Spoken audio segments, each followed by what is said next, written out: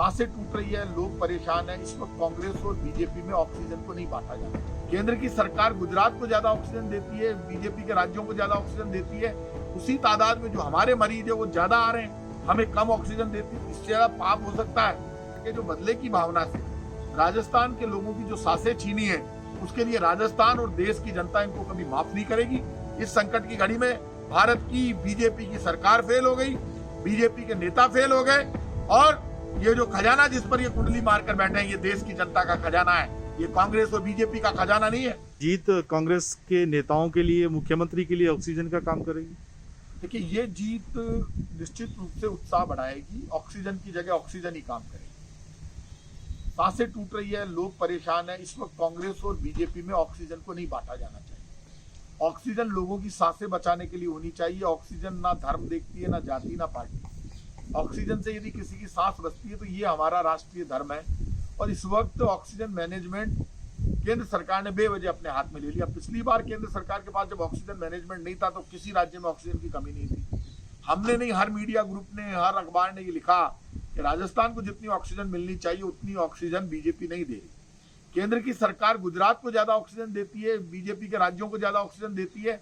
उसी तादाद में जो हमारे मरीज है वो ज्यादा आ रहे हैं, हमें कम ऑक्सीजन देती है। इससे ज्यादा पाप हो सकता है।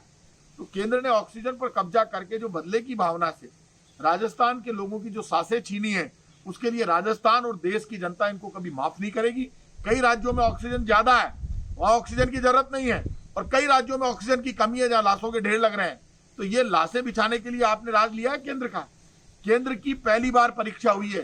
संकट की घड़ी में नेता का पता चलता है, संकट की घड़ी में सरकार का पता चलता है। पहली बार भारत पर इतना बड़ा संकट आया है। इस संकट की घड़ी में भारत की बीजेपी की सरकार फेल हो गई, बीजेपी के नेता फेल हो गए, और ये जो खजाना जिस पर ये कुंडली मारकर बैठे हैं, ये देश की जनता का खजाना है, ये कांग्रेस और बीजेपी का खजाना नहीं है। संकट की घड़ी में ये खजाना देश के काम आना चाहिए था, देश की जनता के काम आना चाहिए था। आप थाली बजवा सकते हैं, आप मोमबत्ती जलवा सकते हैं, लेकिन थाली और मोमबत्ती जिन लोगों ने जलाई, जिस दिन उनको ऑक्सीजन की जरूरत पड़ी, जिस दिन उनको रोटी की और आपकी मदद की जरूरत पड़ी, उस दिन आप खजाने पर बैठ गए।